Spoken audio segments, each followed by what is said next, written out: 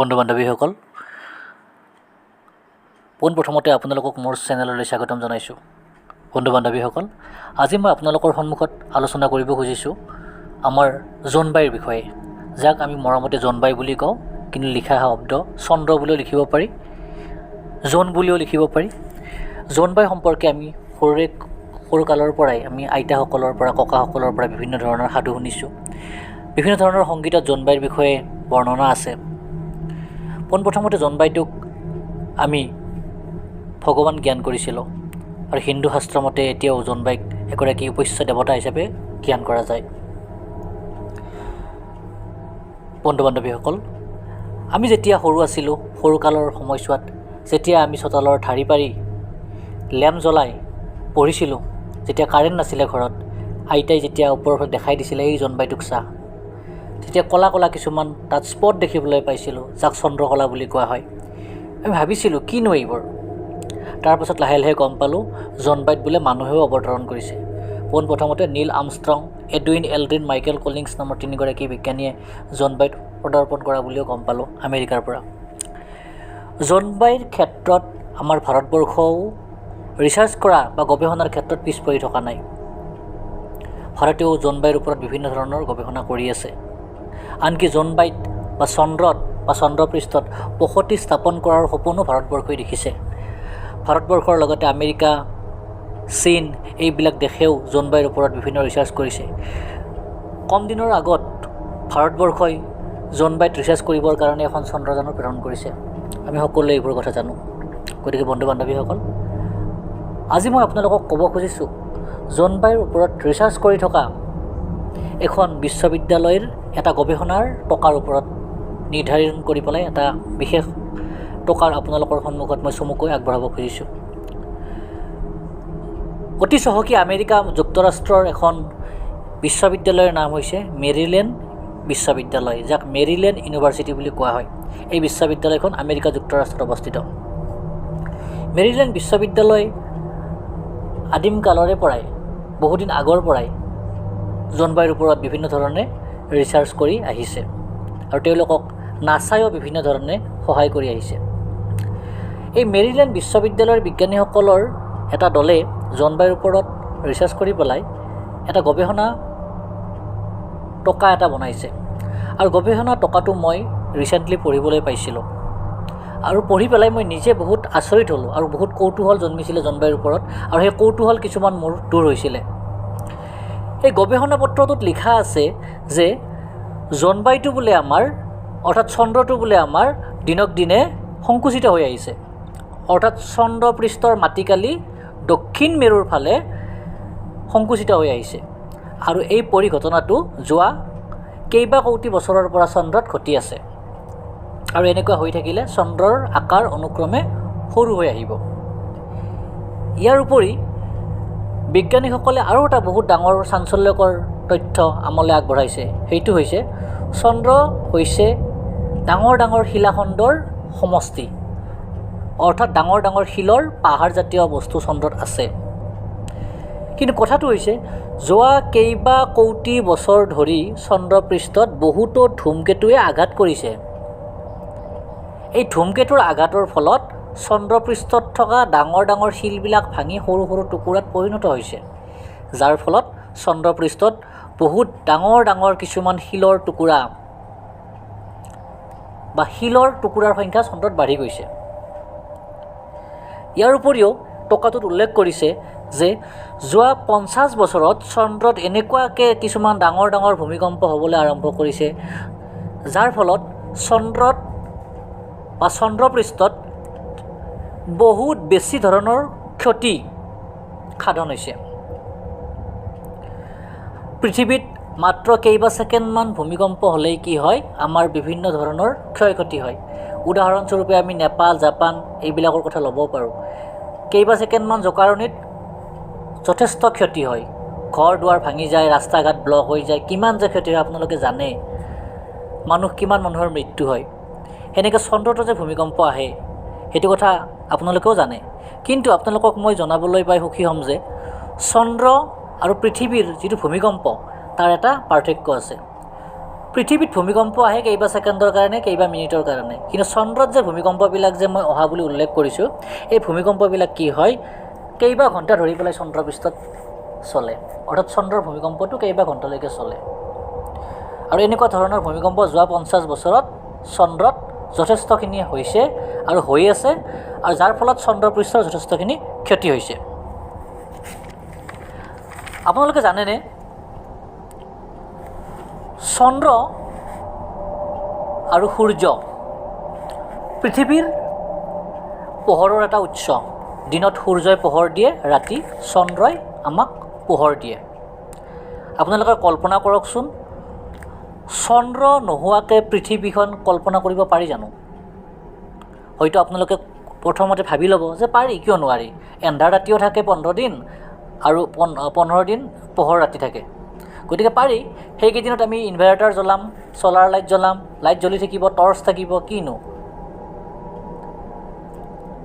উত্তৰ মেৰু দক্ষিণ মেৰুৰ কথা আপোনালোকে উদাহৰণ হিচাপে ল'ব পাৰে, 6 মাহ দিন 6 মাহ ৰাতি সেনেকুৱা হিচাপে ভাবি ল'ব পাৰে যে 6 মাহ পোহৰ হৈ থাকে, 6 মাহ আন্ধাৰ হৈ থাকে। আমাৰ ইয়াতো এনেকুৱা হ'ব, চন্দ্ৰ নাথাকিলেও আমি চলি যাম। কিন্তু বন্ধুসকল, কথাটো এনেকুৱা নহয়। চন্দ্ৰই যদি পৃথিৱীত পোহৰ বিলাব বাদ দিয়ে, বা চন্দ্ৰপৃষ্ঠৰ পৰা বা চন্দ্ৰৰ পৰা পোহৰ যদি পৃথিৱীলৈ নাহে, তেতিয়াহ'লে বিৰাট ডাঙৰ এটা অসুবিধা হ'ব। কি অসুবিধা হ'ব জানে? আমাৰ যে সাগৰ পৃষ্ঠ আছে, এই সাগৰ পৃষ্ঠৰ লগত চন্দ্ৰৰ এটা নেৰা নেপেৰা কানেকশ্যন আছে।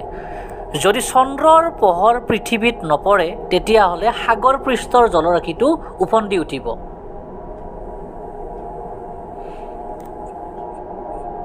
ইমানেই ওফন্দি উঠিব যে যাৰ ফলত পৃথিৱীত মানুহ বসবাসৰ অনুপযোগী হৈ পৰিব। কোনো বিজ্ঞানে, কোনো ধৰণৰ চাইণ্টিষ্টে পৃথিৱীখনক তেতিয়া ৰক্ষা কৰিব নোৱাৰে।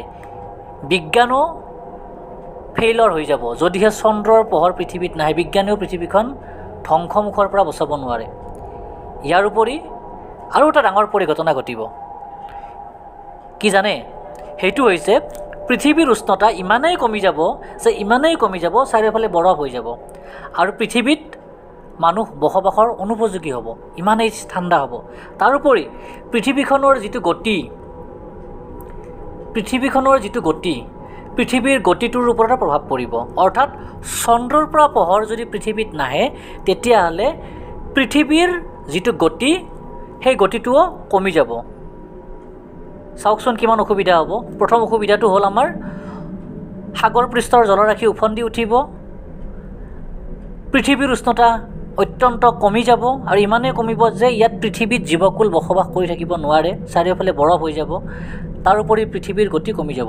এইবিলাক কেতিয়া হ'ব? যদিহে চন্দ্ৰই পৃথিৱীক পোহৰ দিয়াৰ পৰা বিৰত থাকে।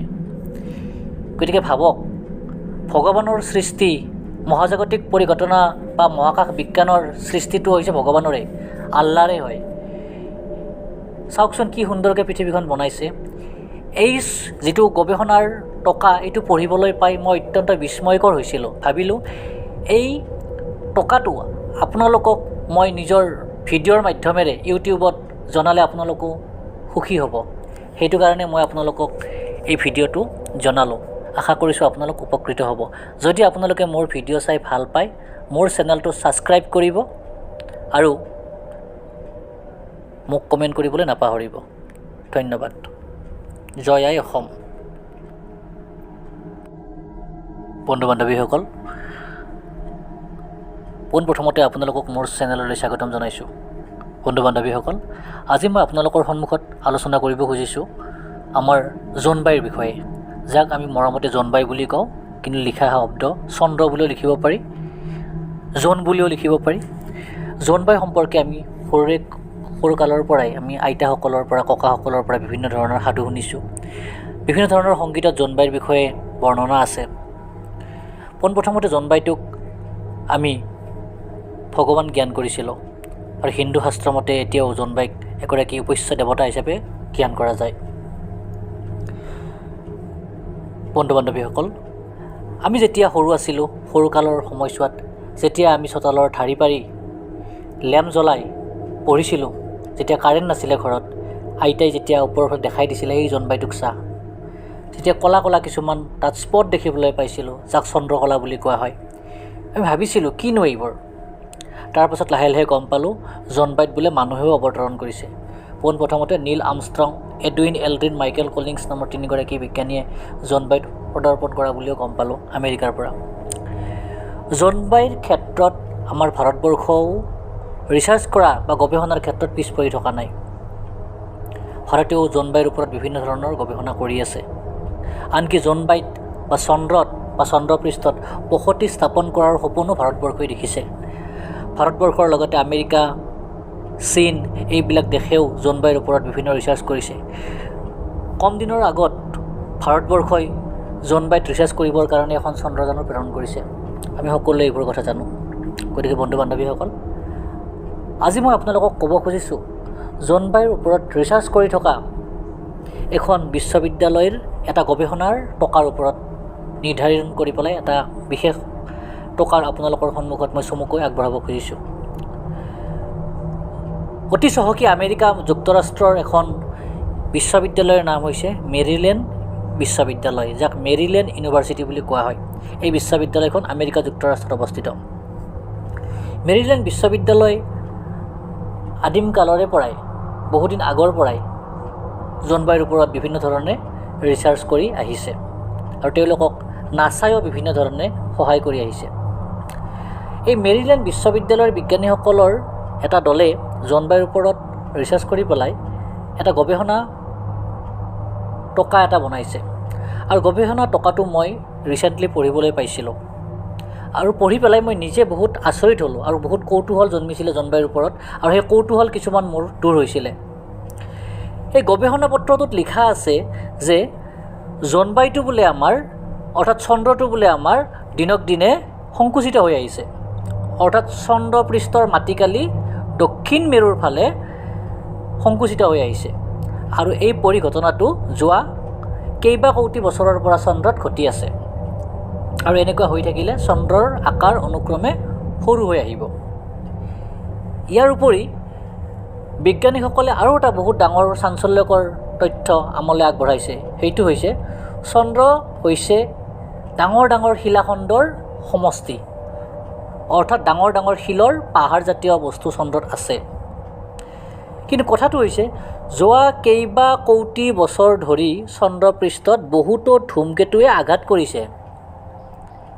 এই ধূমকেতুৰ আঘাতৰ ফলত চন্দ্ৰপৃষ্ঠত থকা ডাঙৰ ডাঙৰ শিলবিলাক ভাঙি সৰু সৰু টুকুৰাত পৰিণত হৈছে, যাৰ ফলত চন্দ্ৰপৃষ্ঠত বহুত ডাঙৰ